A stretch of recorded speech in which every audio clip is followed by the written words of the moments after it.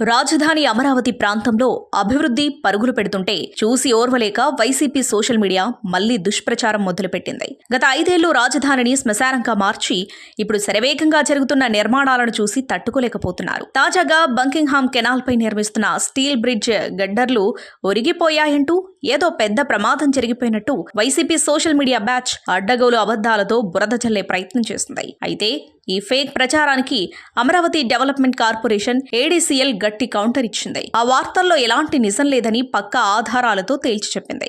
నిజానికి స్టీల్ బ్రిడ్జిల నిర్మాణంలో అత్యంత పొడవైన గడ్డర్లను ప్రత్యేక సాంకేతిక విధానాలతో తయారు చేసి జాయిన్ చేస్తారు. ఈ ప్రక్రియలో గడ్డర్లు మిల్లీమీటర్ల స్థాయిలో ఖచ్చితత్వంతో బేరింగ్లపై అమర్చాల్సి ఉంటుంది. అలైన్మెంట్ ను సరిచేసే క్రమంలో ఇంజనీరింగ్ నిపుణులు చేసే సాధారణ సాంకేతిక పనులను కూడా ఏదో బ్రిడ్జ్ కూలిపోతున్నట్టు గడ్డర్లు ఒరిగిపోయినట్టు వైసీపీ పేటీఎం బ్యాచ్ తప్పుడు ప్రచారం చేస్తుంది. అంతర్జాతీయ ప్రమాణాలతో అత్యంత పటిష్టమైన ఇంజనీరింగ్ నైపుణ్యంతో పనులు జరుగుతుంటే టెక్నాలజీ డెవలప్మెంట్ పై కనీస అవగాహన లేని వాళ్ళు ఇలాంటి కుళ్ళు ప్రచారాలకు తెగబడుతున్నారు.